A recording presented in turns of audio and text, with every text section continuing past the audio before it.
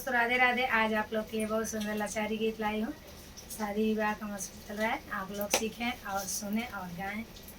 अच्छा लगे तो बढ़िया बढ़िया कमेंट करें। राधे राधे। केतनो तो देवता केतनो तू देवता